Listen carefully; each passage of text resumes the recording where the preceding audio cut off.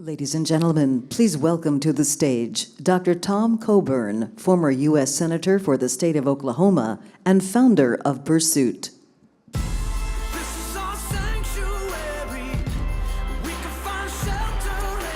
Thank you.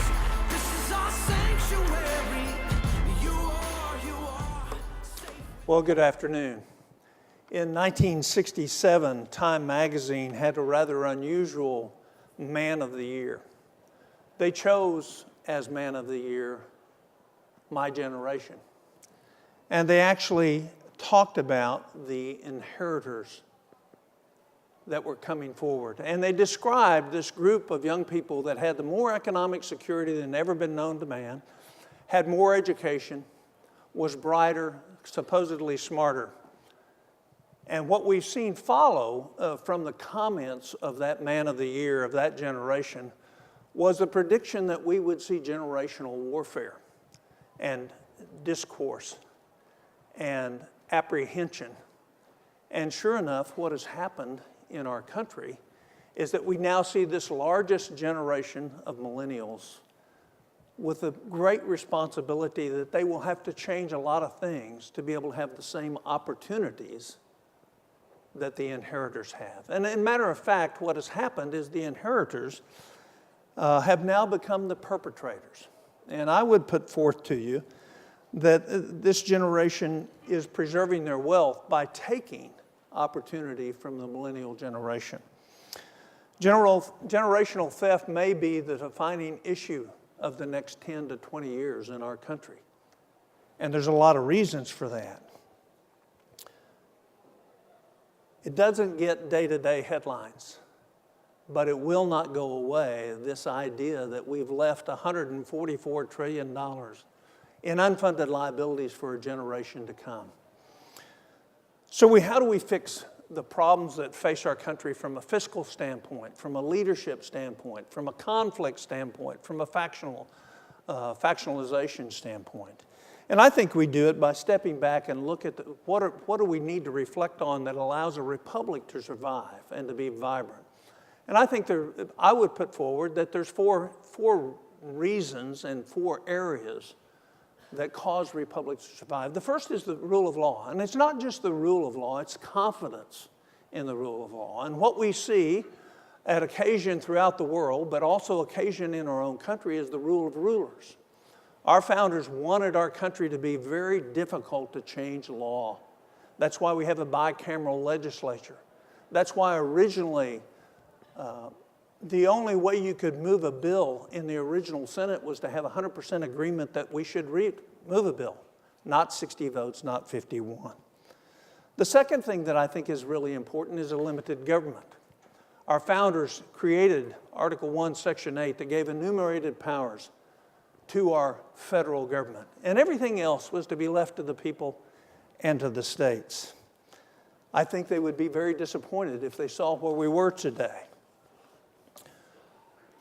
In essence, what we have is a rule of rulers with a very large federal government. Finally, in third and fourth issues is economic freedom.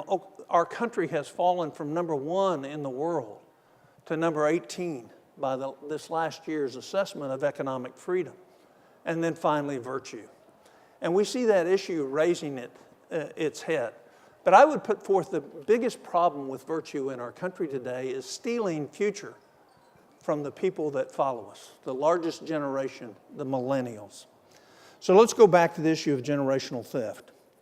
And if you go back and you read what happened to us in 2008 and 2009 and ultimately the world, lots of Americans lost a lot of money in their investments, in their homes, and their mortgages.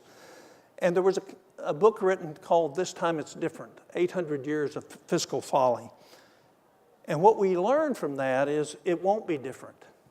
And so with $144 trillion in unfunded liabilities and trillion-dollar deficits each year, what will happen? And what will happen is that the millennials will actually get together and make an impact to restore our republic. The probably most interesting thing to me is that our founders believed that no generation should handicap the next. And here's Jefferson's words. The earth belongs to the generations during its course, fully and in its own right. The second generation receives it clear of the debts and encumbrances of the first, the third of the second, and so on. For if the first could charge it with a debt, then the earth would belong to the dead and not to the living generation. So my call to my fellow Americans that are now of the baby boomers, who used to be this wonderful generation and now, in fact, are the thieves of future progress, is it is time not to leave a debt for our children and our grandchildren. If, in fact, you believe that we can cheat history, that republics don't have to die, then what we need to do is be united, especially our millennial generation, with their idealism that, in fact, we ought to be personally responsible. We ought to challenge the status quo in Washington. We ought to have this wonderful pluralism where we have our ideas, but in the end we come together and become one America. And out of many, one, e pluribus unum. That is what is needed. And when we see the controversy and the conflict, what we realize is factionalization has taken over our country and division. Whether you're watching the news or reading the papers, what you see is that the career politicians have created this factionalization.